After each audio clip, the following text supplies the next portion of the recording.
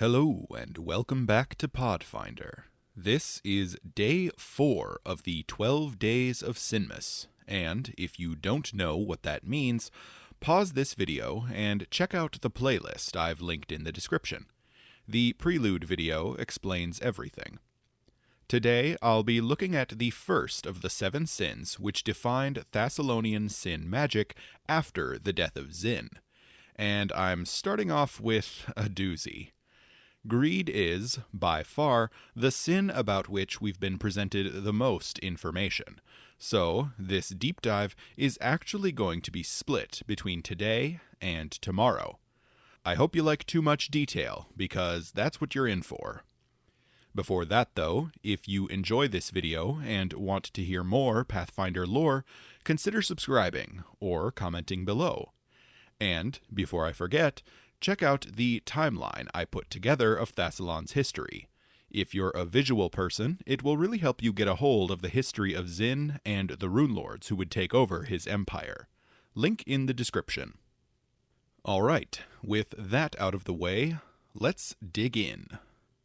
The sin of greed, a corruption of the virtue of generosity, was associated with the magic school of transmutation. Upon casting a spell, practitioners of the School of Transmutation, under the teachings of rune magic, experienced a feeling of being overwhelmed by the challenges and problems of the future. They felt a pang of fear at how insufficiently prepared they were for these challenges. Those who practiced the virtue of generosity responded to this sense of insufficiency by recognizing the futility in hoarding more treasures, then giving away their possessions and spreading their wealth to those in greater need. Conversely, those who indulged in the sin of greed responded to this sense of fear by doubling down and gathering increasing amounts of material wealth. They hoped to amass so many resources that they could mitigate the insecurities caused by casting spells of their chosen school. The School of Transmutation. The School of Transmutation, as defined by rune magic, is the art of employing magic to transform that which already exists in the material world from one form to another. If this categorization sounds quite broad, it should. Transmutation spells can perform a wide range of effects, from altering the chemical makeup of non-living objects to transforming the bodies of willing subjects from one form to another. One of the very few limitations on the school in general is the need for a willing target. Relatively few transmutation spells allow a caster to target an unwilling opponent directly for detrimental effect. This limitation forces the spellcaster to rely on willing allies to buff or support, or to wade into combat themselves, a position which spellcasters, and especially arcane spellcasters, typically avoid. Even this limitation isn't absolute, however, and spells like Baleful Polymorph are extremely well-known exceptions to this rule. Unlike illusions, transmutations are actual physical changes in the nature of the target. They might be changes from one material to another, as the Flesh to Stone spell. They might be increases or decreases in size, like an Enlarge spell. Or they might be changes in the planar characteristics of a subject, like the Angelic or Demonic form spells. These changes are physical in nature, and, unlike enchantment spells, rarely have any meaningful direct impact on the subject's mind. Transmutation as a school is hailed for its versatility, allowing a user to gain access to a wide variety of tools, materials, and physical forms. The ability to transform one's own body allows the practitioner to adapt to aquatic, subterranean, terrestrial, aerial, or even astral environments. Beyond transforming themselves into powerful battle forms, they can also take on the forms of insects, animals, or other nondescript creatures to allow them to go unnoticed by their enemies. Masters of the school can even permanently transform materials from something easy to work into something more permanent and valuable. This makes them extremely effective at building fortifications or creating incredible works of sculpture or stonecraft. Within the confines of rune magic, practitioners of transmutation magic were traditionally forbidden from casting spells of the illusion or enchantment schools. These were called opposition schools, and even the powerful runelords themselves generally found it outright impossible to cast spells of their opposition schools. In the case of transmuters, their opposition schools left them entirely incapable of easily influencing the minds of others, forcing them to either appease those whom they opposed or force them into compliance with raw power. Additionally, they were not empowered to hide the flaws in themselves or their great works via illusions or deceptions. This often had the consequence of driving the Runelords of Greed to demand perfection of themselves and their servants, since blemishes and imperfections could not be easily obscured. The rune of transmutation was commonly interpreted as a clawed hand holding a gemstone between its thumb and index finger. This interpretation bore a close association to the sin of greed. The Runelords of Greed. The first Runelord of Greed was an Aslanti man named Kaladurnae, who began his studies as an apprentice of the first king Xin, and followed him into exile from Aslant. He ascended to the status of Runelord in -6480 AR, alongside his fellow apprentices. After his promotion, he took advantage of his newfound freedom and power. He indulged further into the sin of greed than he ever had before. He took up the management of the realm of Shallast, which stretched from the location of modern Sandpoint to the northwest all the way into the Kodor Mountains, near modern Belkzen.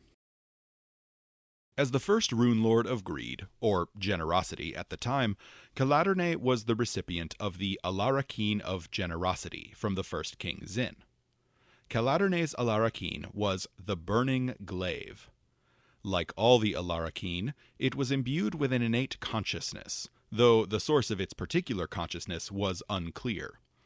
Though it seems unlikely that the weapon was malicious in nature upon its creation, it soon fell into avariciousness.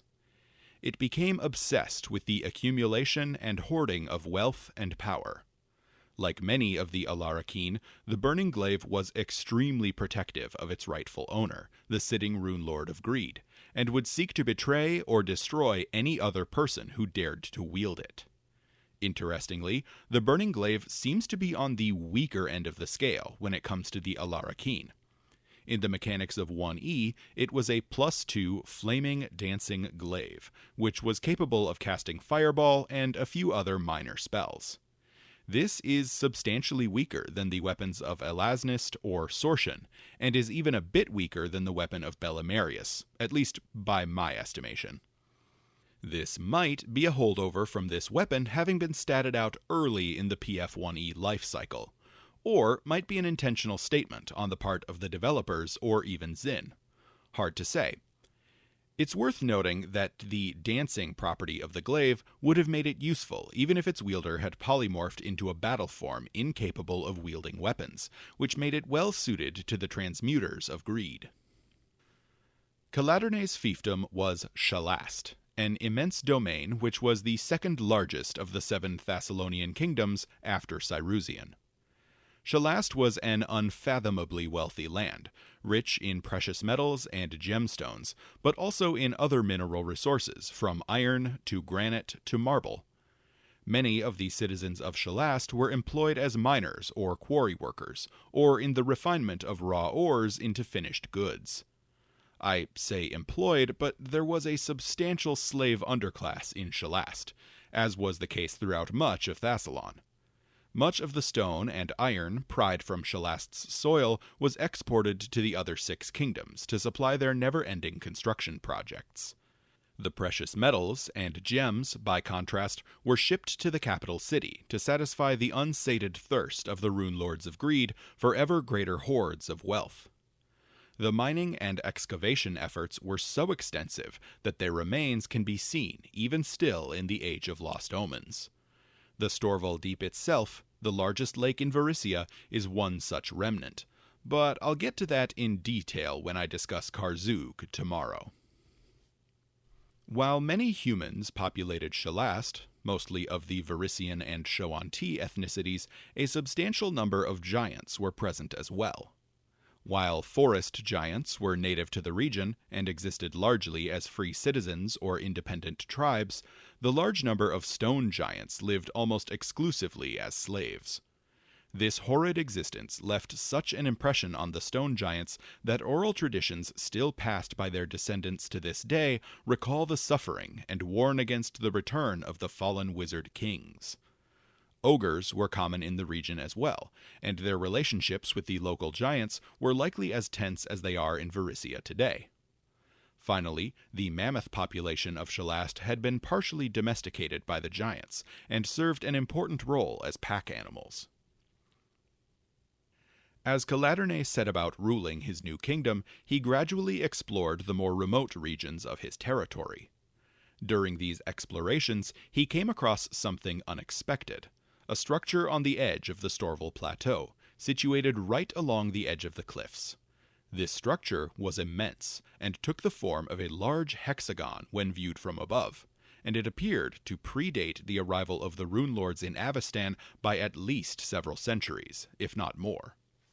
At first, the city, for that is indeed what the structure was, had no name, and was simply referred to as the Hex. As Kaladurnae began to explore it, however, he made contact with the place's inhabitants. The first individuals he encountered were a species of vaguely humanoid intelligent creatures called the Callborn. The Callborn were not native to the city, or even the material plane, for that matter. They had originally hailed from the ethereal plane, and the Hex was merely one of the places they had settled on Golarion.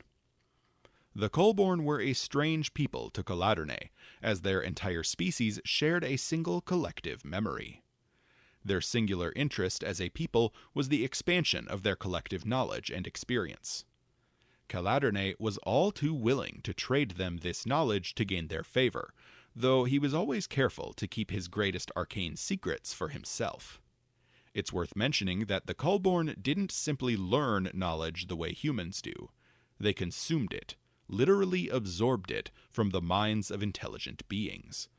Providing appropriate beings upon which the Callborn could feast was the price Kaladurnae paid for their aid. In exchange for the knowledge he provided, the Callborn revealed what they knew of the Hex. They had dwelled beneath the city, which they identified as Kaer Maga, for centuries, though they did clarify that the city walls predated even their arrival in the region. The Callborn also benefited from the power of prophecy, which they shared with Kaladurnae, revealing to him many secrets of the future. This was a gift they would share with the Runelords of Greed several times throughout Thassilon's history. Kaladurnae also learned another secret from the Callborn. They weren't the only denizens of Kaer Maga. Deep beneath the city dwelled a society of malicious and mysterious aberrations known only as the Castesvi. Kaladurnae sought out these strange beings and discovered their true nature. The Castesvi were a strange race of humanoid creatures of unknown origin. They had been formed as physical vessels for archaic words of power, which were woven into their very being at a metaphysical level, and the utterance of these words allowed them to perform feats of tremendous magical might. Their creator had seen fit to turn them into a walking joke, however, as they had no means of producing sound on their own. They had no vocal cords, and horribly misshapen mouths. They could never utter the words contained within them, and thus could never reach their full potential. Kaladurnae taught the creatures written language, and even saw fit to teach a few of them the arcane arts. These few Castesvi wizards became known as the Rune Speakers. In exchange for these gifts, the aberrations taught Kaladurnae even more of Kaer Maga's secrets, though the extent of this knowledge has never been published by Paizo. Within 8 years of its discovery, Kaladurnae began making use of Kaer Maga as a prison city. The powers that be within the city, namely the Callborn, were fine with this, as it provided them with a near-endless supply of new minds to probe for knowledge and memories to expand their consciousness. The Runelord sent the dredges of his kingdom to Kaer Maga: rebels, criminals, rabble-rousers, even the occasional disloyal servant and apprentice he didn't simply kill. As wardens for his new prison, Kaladurnae allied with a cabal of vampires. These Stalkers of the Night eventually made a pact of their own with the Cullborn, exchanging their knowledge and memories for the blood of the Cullborn in a twisted mutual parasitism. Kaer Maga would continue to exist as a prison colony under the Runelords of Greed for the next 1100 years. The city's population eventually became self-sustaining as the early generations of prisoners settled in and established a functional society. Guided by the prophecies of the Cullborn, the city would flourish, even as the fortunes of the broader Thassilonian Empire would rise and fall around it. But of course, Kaer Maga wasn't the city which drew the majority of Kaladurnae's attention. Though the Hex was a fascinating and important curiosity within Shallast, the true jewel of the kingdom, and the seat of Kaladurnae's power, was the capital, a city nestled among the peaks of the Kodor Mountains, Xin-Shalast. I'll be covering Xin-Shalast in detail at the end of this video, but for now, all you need to know is that the capital was a grand city full of all manner of peoples from around Thassilon. It was among the grandest cities in the Empire, and the center of economics and politics for all of Shallast. Within his capital city, Runelord Kaladurnae even established a church of his own design. The Church of Xin-Shalast was centralized in the House of Divine Consumption, a grand cathedral within the city, and professed the tenets of greed. The church was more philosophical than purely religious, and held no specific deity in high regard. The church was led by a class of Kaladurnae's most loyal and dangerous followers, the Lamias. Lamias, for those unfamiliar, are a group of several related species of sentient magical beasts native to Golarion. They are exclusively female, and generally take the form of a human woman's head and torso merged with the lower body of an animal, typically a lion or snake. They have some control over illusions and transformations, but generally rely on weaponscraft and their physical might in combat. While their origins as a species are unknown, Lamias have a near-universal hatred for all deities, and typically shun all forms of religion. Instead, they gravitate toward mysticism and philosophical teachings, making them a natural fit for Kaladurnae's avaricious state-sponsored faith. The head priestess of the Church of Xin-Shalast was always a Lamia Harridan, the strongest of their kind, and she was referred to as the Most High. The Most High was the authority in the lower city, and her proclamations could only be overridden by the Runelord themselves or their designated representative. Kaladurnae continuously expanded and improved upon his capital throughout his rule, a tradition which his successors would continue for the remainder of Thassilon's existence. Kaladurnae himself would go on to rule for a total of 32 years, with his reign coming to an end in -6448 AR. Of the first generation of Runelords, those who had begun as Xin's direct apprentices, Kaladurnae was, oddly enough, the first to die. Funnily enough, he actually died before Xin was assassinated, meaning everything he accomplished occurred as a background to the events which we discussed in the first video in this series. The nature of Kaladurnae's downfall is a mystery, as no information has been published on the topic. It's entirely possible that he simply died of natural causes, content in the knowledge of his accomplishments.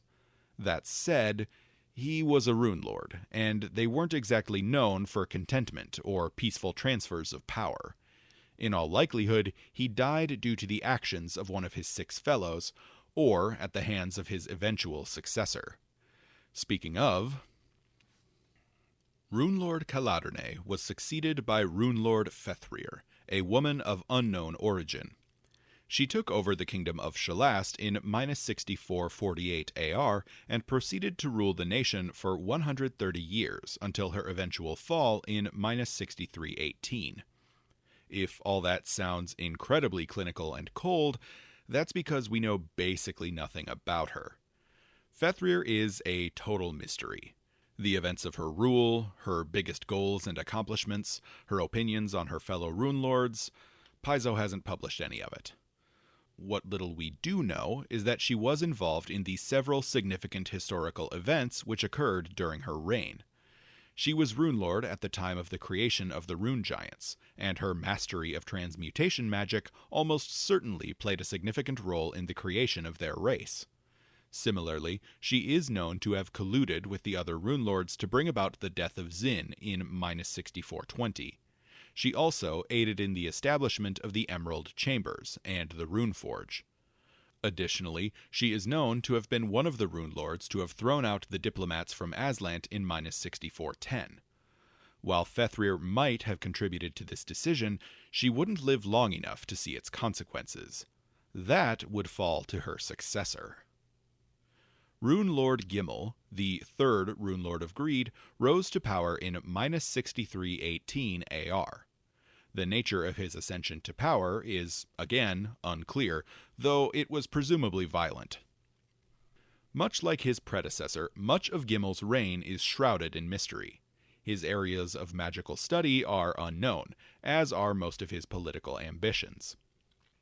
That said, early in his reign, international events would spin out of control in a big way, allowing him to steal the historical spotlight for himself for a brief moment. In -6301 AR, the increasing tensions between Thassilon and Aslant finally boiled over, and Aslant declared war. In a bid to bring their erstwhile neighbors to heel, the rulers of Aslant sent several powerful legions of soldiers and battle mages across the sea.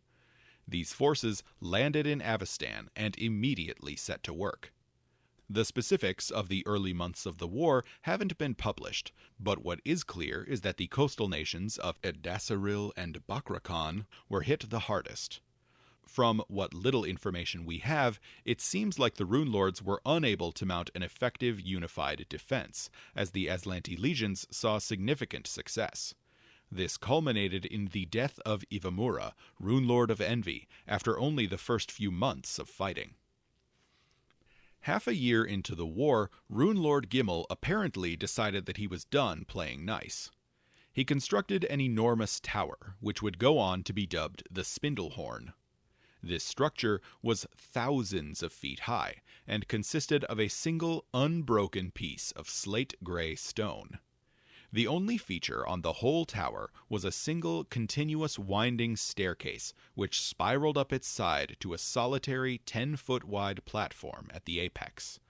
The size of this pillar should have defied physics with its sheer height and thinness, but it stood throughout the rest of the Thassilonian Empire's history, survived Earthfall, and still stands upon the shores of the Storval Deep to this day. Rumors on Galarian claim that some terrible power is buried at the foot of the tower, and its magic sustains the tower even now. Some even theorize that this source of power is Runelord Fethryr herself. Regardless of the nature of its construction, the purpose of the Spindlehorn was quite simple. Runelord Gimmel needed to be very high up for what he was about to do. He made the journey to the top of the tower by foot, then set to work. Employing the deepest secrets of eldritch magic, Gimmel reached deep into the farthest reaches of the multiverse. His mind probed into the outer spheres until he found what he sought: a singular pocket of perfect order within the chaos of the maelstrom. This was Jondale, a demiplane which consisted of the final remnants of planets which were destroyed in the material plane. The realm was a place of remnants, shades of the last denizens of dying worlds, and the Watchers who observed their deaths. But Gimmel wasn't interested in any of that. He only had eyes for one thing: the only other resident of Jondale, and its only prisoner. He sought to summon the Oliphant of Jondale. The Oliphant of Jondale was a living embodiment of apocalypses, a creature whose very existence was a manifestation of the destructive energy of the end times. Its origins are entirely veiled in mystery, as are its motivations. While it resembles a many-horned elephant, it stands thousands of feet high, at least according to some descriptions of its manifestation. and one step of its feet is enough to cause localized earthquakes. And this creature is what Gimmel brought forth to command from the Spindlehorn. From his position atop his monolith, Gimmel was able to look the creature in the eye and issue a single command: destroy the armies of Aslant. The Oliphant, brought forth into material reality for the first time in millennia, set to its terrible work. As it rampaged across the Thassilonian countryside, it indiscriminately laid waste to all about it, destroying Thassilonian towns and cities before finally setting its sights upon the Aslanti invaders. The armies of Aslant were no match for the Oliphant's incredible might, and were soon destroyed. This ended the war, and Gimmel dismissed the Oliphant as quickly as he had summoned it, reluctant to leave it on the material plane for a moment longer than he needed to. The collateral damage, however, was done. The Oliphant had carved a valley through the mountain range which had been in its way, and more than a quarter of Thassilon's allied forces, most of whom belonged to Runelord Xandergul, had been trampled or crushed. Surprisingly, Gimmel managed to survive this whole ordeal unscathed, at least as far as I can tell. He went on to rule for another 110 years, giving him a total of 126 years on the throne before his eventual death. Runelord Lignya succeeded Gimmel in -6192 AR, though how she managed to rise to power is unclear. Lignya would reign for a total of 152 years, making her the most successful Runelord of Greed thus far. Her reign would see one of the greatest accomplishments in the history of the field of transmutation: the transformation of lead into gold. Transmuters in the Runeforge had been toiling away at this secret since the plane's creation, and Lignya's rule would finally see them succeed. This doubtlessly ushered in a new level of grandeur in Xin-Shalast, and the prevalence of gold as a decoration almost certainly exploded in popularity.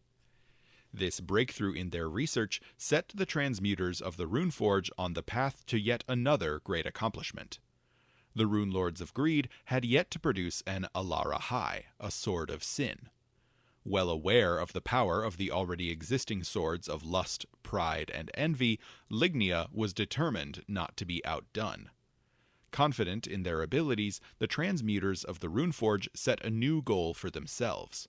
They would not forge just a sword of sin for their mistress. They would also forge its wielder. As a small aside here, the swords of sin, sometimes called the Alara High, were the swords which each Runelord eventually commissioned as weapons for their most powerful champion. They were intended as companion pieces to each Runelord's own Alara Keen, and were similarly imbued with sentience in addition to their other impressive magical and material properties. In -6158 AR, the researchers at the Runeforge presented the results of their efforts: an artificial woman whose living flesh had been transmuted to life from the purest gold.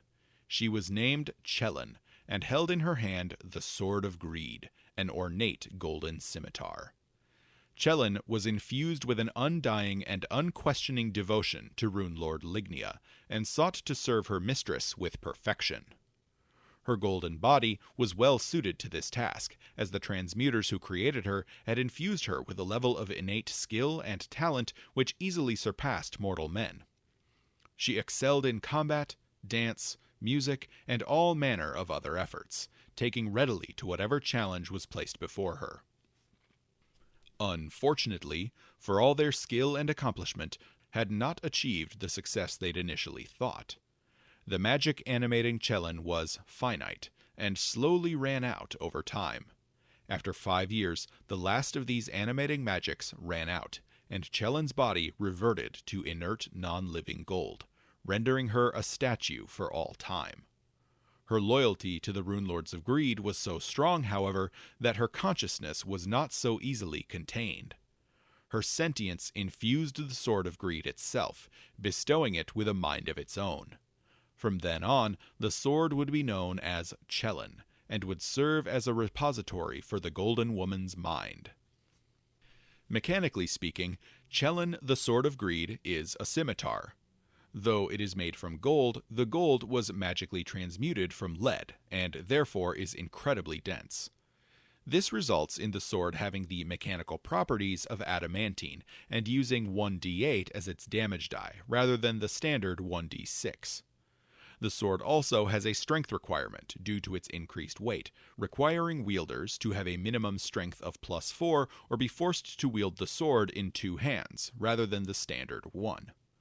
The sword is enhanced to +5 in 1st edition, which likely equates to either a +3 greater striking or even major striking weapon in 2e. The sword also possesses the Keen property rune, and the unique ability to transmute its targets into stone. When Chellan successfully strikes and damages a target, that target must make a fortitude save, or be affected by the slow spell. If this strike was a critical hit, the target must instead make a fortitude save or be affected by a flesh to stone spell. This spell effect transforms the target into a statue of quartz, which takes on the appearance of precious gemstones. After the demise of Chellan, the Golden Woman, none of the other wielders of the Sword of Sin during the Thassilonian period have been detailed by Paizo. That said, the sword likely never spent any substantial time without a wielder, since a Runelord's champion was one of their best and most loyal lines of defense. While I won't touch on any of the other wielders of Chellan, the Sword of Greed, just bear in mind that all the Runelords of Greed would have had an active champion from this point on. Outside of the forging of the Sword of Greed, most of the rest of Runelord Lignya's rule has been left more or less blank by Paizo. None of her other projects, political or magical, have been explored in detail. The one other significant event in her rule I know of occurred in -6150 AR. In this year, the simmering conflicts between the 7 Runelords came to a head. I'll dig into the specifics of this conflict in future videos, but for now, all you need to know is that of the 7 Runelords alive at the start of the year, only 3, Sorshan, Xandergul, and Lignya, survived. The other 4 all died in the conflict, and were replaced by their respective successors. That she survived is a testament to Lignya's power, guile, and ruthlessness. It probably also helped that she had her Sword of Sin, and its champion, an advantage which not all the Runelords had in this conflict. Still, Lignya's rule did eventually come to an end. In -6040 AR, she was ousted and replaced by Mazmiranna, ending a 152-year reign. Mazmiranna, the 5th Runelord of Greed, took power and ruled for 43 years. She was succeeded in -5997 by Aethusa, who ruled for 135 years, until she was in turn replaced by Haphrama. As you might have guessed from how quickly and briefly I'm covering them, Mazmiranna and Aethusa are 2 of the Runelords of Greed about whom we know the least. We have no information on their goals, their personalities, or even what they looked like. The most notable piece of information we have on these 2 is about Aethusa, who was the 2nd Runelord to bear that name. The 3rd Runelord of Gluttony was also named Aethusa, and she ruled from -6150 to -5882. There doesn't appear to be any connection between the 2 figures outside of their names, but keep that same name phenomenon in mind. It might become relevant again if this series comes back next year to cover the Age of Lost Omens. That brings us to -5862 AR, and the rise of Runelord Haphrama. Haphrama was the second to last Runelord of Greed, and we know a bit more about him than his 2 immediate predecessors. That said, most of the information we have about Haphrama and his period of rule has been presented through the lens of the story of Karzug, Haphrama's eventual successor and the last and most powerful Runelord of Greed. Karzug's status as Runelord at the time of Earthfall, and his importance to the plot of Rise of the Runelords, means that his history has been thoroughly documented, including his rise to power under Haphrama's rule. Beyond his relationship to Karzug, what is known about Haphrama is that he was a prolific arcane and alchemical researcher. He is credited with the development of a substantial number of spells, as well as the refinement of the art of alchemical anointing. Haphrama collected his many arcane discoveries into his personal spellbook, the Runes of Wealth. This text is said to have been lost to time, though rumored copies have surfaced on Golarion in recent years, including one called the Cyrusian Codex, which has appeared multiple times in Kaer Maga. The text certainly looks the part. It's covered in striking green lacquer and golden runes, and the pages are edged in silver. The book itself contains a substantial amount of information on economic theory, as would be appropriate for a Runelord of Greed whose nation was an economic powerhouse. The text also provides significant information on the alchemical arts, an area of significant interest to Haphrama and his scholars. Finally, the text includes an impressive collection of spells, primarily of the Transmutation school. The alchemical studies within the text are thought to be the fundamental underpinnings of the practice of alchemical anointings. These are the art of alchemically altering the properties of a weapon.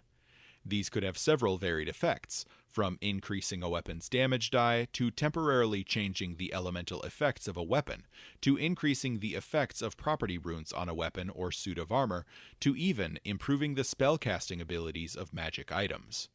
This design space was relatively small and unexplored in first edition, and it seems like this would be an effective and interesting area of development in 2e. It might be fun to see some of this come back for the Alchemist in a future book. Really, though, the meat of Runes of Wealth, or at least the Cyrusian Codex, is the collection of spells Haphrama put together over his career. This collection of spells is impressive, as is the number of spells within the text whose creation is attributed to Haphrama himself. The spells he supposedly developed include Artificer's Curse, Deft Digits, Dissolution, Emblem of Greed, Fool's Gold, Full Pouch, Legendary Proportions, Liquefy, Open Arms, Rags to Riches, Rune of Ruin, Tears to Wine, one of my favorites, and Transmute Golem. Most of these spells haven't been directly ported over to 2e yet, however, so if you want to use them as part of a campaign, you'll need to do some homebrewing. And that's about all we know about Haphrama on his own. All the rest of the information I have found surrounds his relationship to Kharzug. I had originally intended to cover Kharzug in this video as well, but in the interest of time, I decided to split this topic into 2 videos. Before I wrap up for today, however, I want to examine Xin-Shalast in a bit more detail. Xin-Shalast, the City of Gold. Thousands upon thousands of years ago, during the Age of Creation, the planes of fire and earth were connected by a freak planar rift. The mixing energies of these 2 primal planes birthed onto the material plane a never-before-seen form of life. Mar, a great old one of incredible tectonic and incendiary power.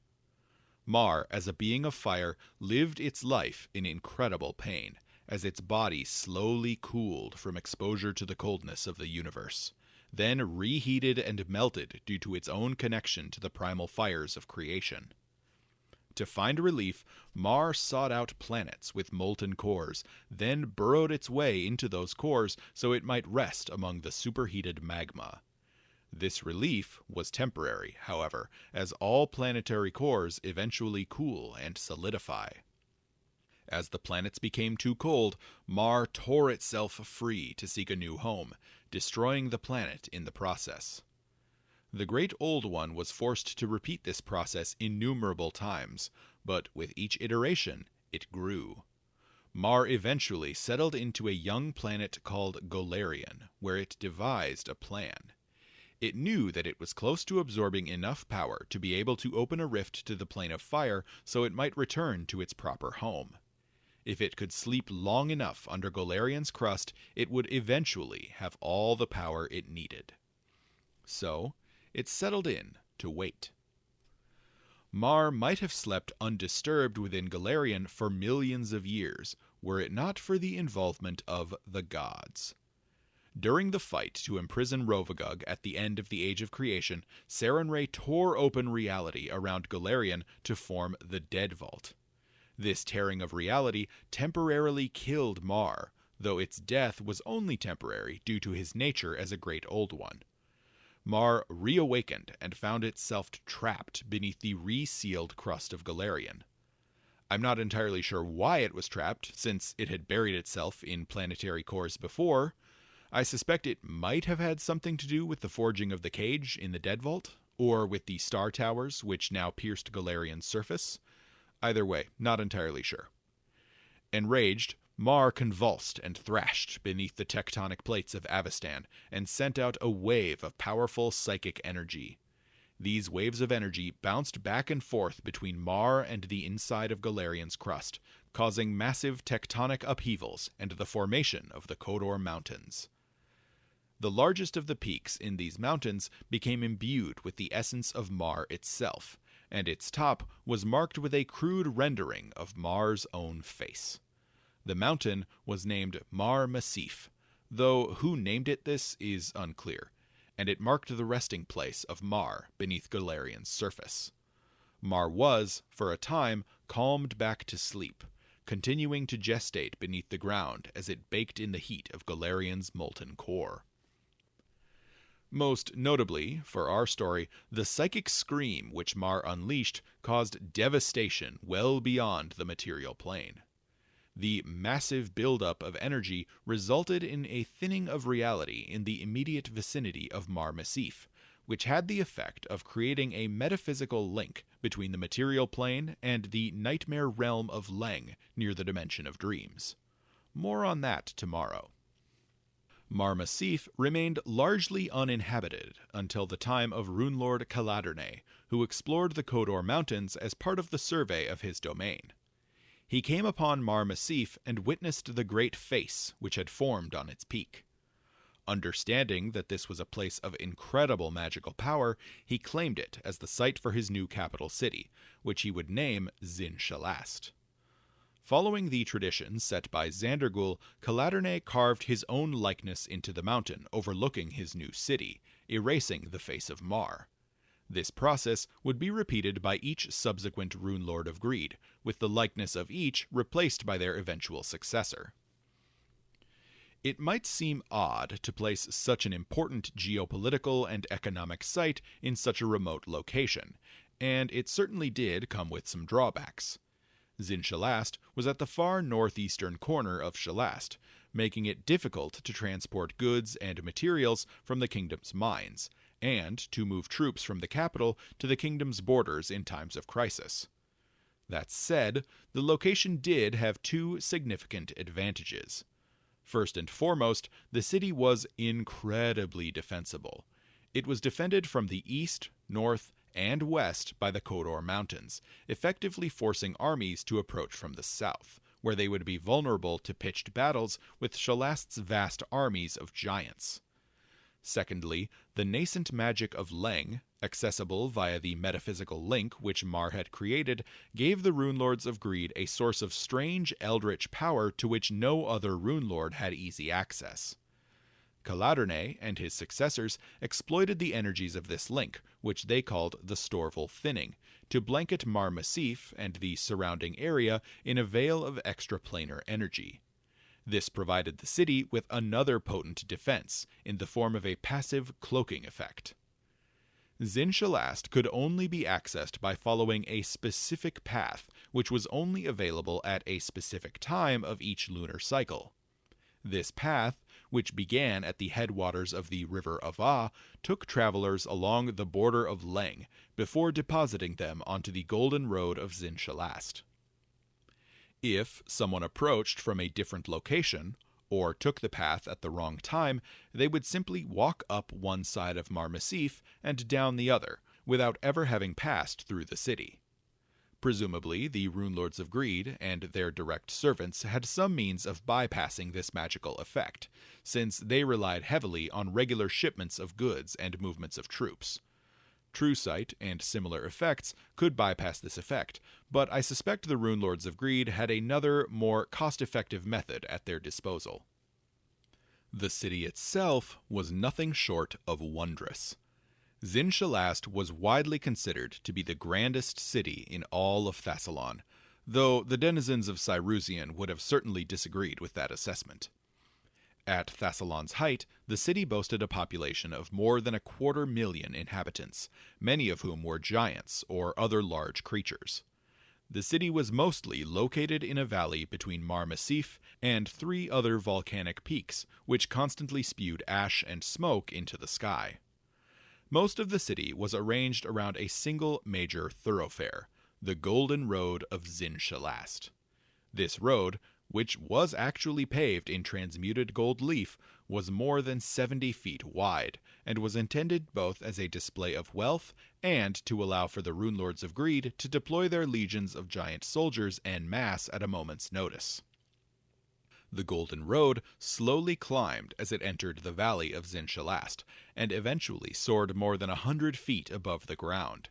It made a straight shot through the center of the valley, until it reached the side of Mar Massif, at which point it turned sharply, and wound back and forth upon itself in a series of switchbacks until it approached the mountain's peak. Built along these switchbacks was the Rising District, the buildings reserved for the nobility of the city, and for the most powerful, loyal, or important of the Runelord's servants. At the terminus of the Golden Road was the Pinnacle of Avarice, the massive palace which served as the seat of power for the Runelords of Greed. This palace took the form of a single tower, more than 2,000 feet high. For reference, that's more than 2/3 the height of the Burj Khalifa, the tallest building on Earth. If that sounds impossible, it should. The stone of the Pinnacle of Avarice was specially infused with magic to ensure it was strong enough to maintain the tower's shape without collapsing. From this impossible palace, the Runelords of Greed could look out upon their domain and revel in the great works they had accomplished. While the Golden Road and the Pinnacle of Avarice were certainly the most notable locations in the city, the rest of Xin-Shalast was entirely magnificent in its own right. The lower city, as the main population center in the valley was called, was nothing short of wondrous, even when compared to the other cities of Thassilon. First things first, Xin-Shalast was often called the City of Gold, but this wasn't an entirely accurate description of the city itself. The Golden Road was plated in transmuted gold leaf, but the other buildings of the city were constructed of a wide variety of materials. Stone was the most common building material by far, and especially a type of rich green marble native to the region, which looked almost like emerald when viewed at a distance. While most of the buildings were not actually built from gold, they were nonetheless incredibly impressive. This was due to their scale, as the entire city was constructed by, and largely for, giants. Buildings were enormous, featuring doorways more than 20 or sometimes 30 feet high. In the center of the valley, buildings were even tall enough to tower over sections of the Golden Road, which, remember, soared more than 200 feet above the ground in places. The buildings in Xin-Shalast didn't have a common architectural style. This stemmed, in large part, from the wide variety of inhabitants of the city. Rune, storm, cloud, frost, fire, stone, taiga, hill, and forest giants all called the city home, in addition to the many varieties of Lamia, humans of various ethnicities, and more than a few dragons. This all resulted in a clashing and mixing of architectural and design styles which gave the lower city a haphazard and mishmashed appearance. This was all exacerbated by the tendency of the city's nobles to renovate or reconstruct buildings every time a new Runelord ascended to power. These nobles sought to display their loyalty by constructing new buildings in line with the tastes and preferences of the new Runelord. This new construction often took place on top of existing structures, rather than in place of them, meaning buildings just kept climbing higher and higher over the centuries, with an incredibly complex undercity developing as a result. The lower city played host to several districts of note, which I will discuss here in brief. The Artisan District was the southernmost district of the city, and served as the home of the Varisians and Shoanti who lived in Xin-Shalast. These workers were granted substantial freedoms under the Runelords of Greed, so long as they paid their taxes on time and never complained. The denizens of this district were largely craftsmen and highly skilled laborers, leading to the district's name. Guilds and mercantile leagues had a strong presence in the district, and the Guild of Master Masons and Architects was the most politically powerful. Though buildings here were still constructed at incredible scale, they were often subdivided by their human inhabitants. Immediately adjacent to the Artisan District was the Slave District, where numerous slave pits and training facilities were located. For reasons I will get into near the end of this series, this is the district we know the least about. Near the middle of the city was Jotunberg, the neighborhood which housed the majority of the city's not insubstantial giant population. This neighborhood featured a large number of huge bridges which branched directly off the Golden Road. These bridges allowed the giants easy access to the Golden Road, so they might serve their masters more efficiently.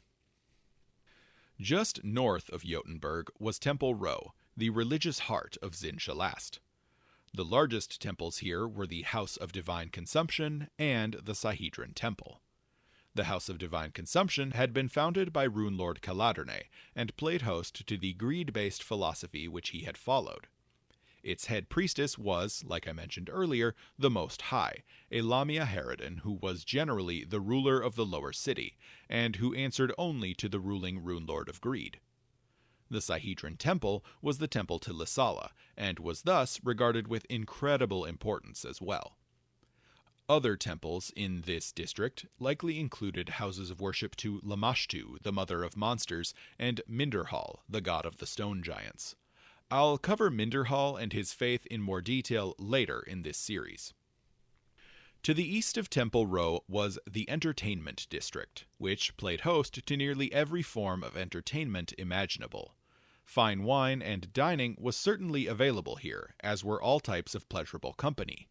Theaters, playhouses, and drinking halls were all commonplace, but the area's primary draws were its immense coliseums. These facilities hosted everything from chariot races to gladiatorial blood sports, and only constant streams of new competitors from the slave district kept the games going. Overlooking the whole of the lower city was Shalaria, the colossal barracks which housed Xin-Shalast's military forces. Here, giants were trained and drilled to precision by the Runelord's fierce but effective taskmasters. Overseeing all of these efforts was the Grand Polemarch, the supreme leader of Shallast's armies, who took orders directly from the Runelords of Greed. The most powerful of the Runelord's soldiers, his rune giants, made their homes beneath Shalaria, in deep subterranean chambers. There was also a hidden secret district beneath the city. Remember how I talked about the Undercity which developed as a result of the city's constantly growing construction projects? Well, that eventually grew so deep and complex that it earned a name all its own: the Hypogeum. This network of partially buried buildings, hand-dug tunnels, and long-forgotten ground-level streets evolved over the centuries into a sprawling city. Hidden away from the sun and the eyes of the Runelords, the Hypogeum was a dangerous place, inhabited largely by smugglers and other criminals, alongside other desperate peoples with nowhere else to go. And that about wraps up everything I can share about Xin-Shalast without getting into spoiler territory. If you want to know more about the city as it exists in the Age of Lost Omens, I suggest checking out the Rise of the Runelords AP, or the Lost Cities of Golarion sourcebook. Well, that concludes Day 4 of the 12 Days of Sinmas. I hope you've enjoyed the first half of the story of the Runelords of Greed. It's weird to say, but the whole video tomorrow is all about one Runelord, Kar-Zug, the final Runelord of Greed. Kar-Zug is probably the Runelord which Paizo has written the most about, with the possible exception of Alasnist.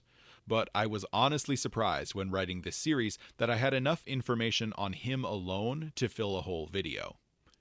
Anyway, thanks for watching, and I'll see you tomorrow.